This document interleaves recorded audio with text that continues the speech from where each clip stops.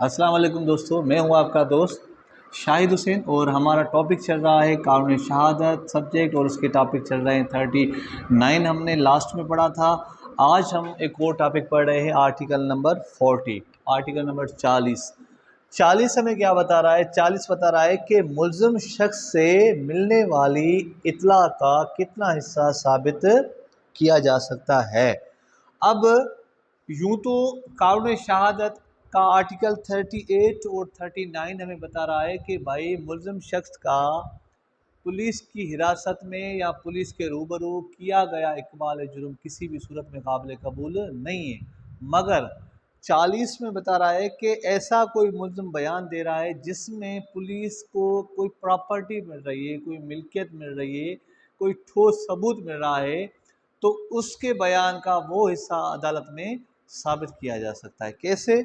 मिसाल के तौर पर 38 और 39 में मुल्ज़िम ने कहा भाई मैंने ये कत्ल किया है, मैंने इस बंदे को मारा है।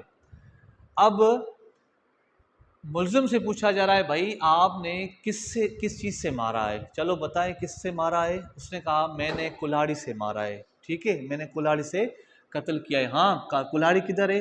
बोला भाई कुल्हाड़ी ना मैंने फ़लाँ जगह पे छुपा के रखी है, चलो भाई निकाल के दे दो। वो पुलिस के साथ जा रहा है और जहाँ पर उसने कत्ल किया या कत्ल के बाद जो कुल्हाड़ी थी, जो वेपन था, उसको वहाँ पे उसने छुपा के रखा और पुलिस के कहने पे उसने वो वहाँ से निकाल के दिया।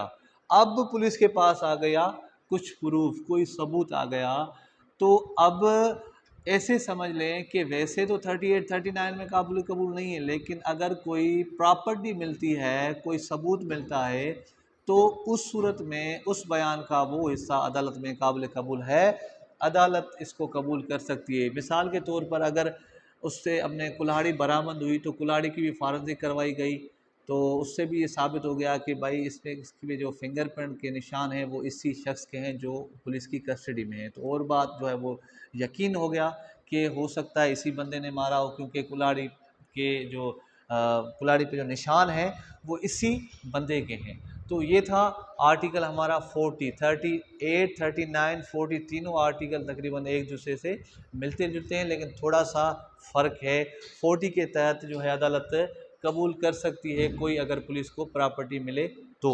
इसकी की पॉइंट वही मैंने लिखी है जो आपको मैंने ब्रीफ किया अभी। 38 और 39 तक इकबाल जुर्म कबूल नहीं है, ना 38 में कबूल है ना 39 में कबूल है। मगर इकबाल जुर्म के साथ कोई प्रॉपर्टी मिले तो वो हिस्सा बयान का क्या है? काबिल कबूल है। अब वो बयान का काबिल कबूल है क्यों? कि अगर मुल्ज़िम शख्स ने कबूलदारी भी की और कबूलदारी के साथ जिस चीज़ से उसने वारदात की वो भी उसने निकाल के पुलिस को दे दी और फिंगरप्रिंट के निशानात भी आ गए या और कोई शवाहिद भी मिल गए, तो इस सूरत में उसके बयान का वो हिस्सा अदालत में काबिल कबूल है। आई होप कि आज भी आपको टॉपिक समझ आ गया होगा।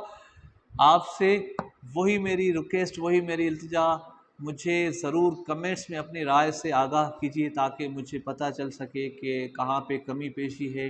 थोड़ी सी छोटी सी मेरी ये कोशिश है, उम्मीद है इसको अच्छे से अच्छा बनाएंगे। आपकी राय का इंतज़ार रहेगा, ज़रूर मुझे अपनी राय दीजिएगा। और न्यू हैं तो चैनल को सब्सक्राइब कीजिए। अपना बहुत सारा ख्याल कीजिए और मुझे दुआओं में याद रखिएगा। मिलेंगे अगले टॉपिक में, अगले लेक्चर में, तब तक के लिए अल्लाह हाफ़िज़।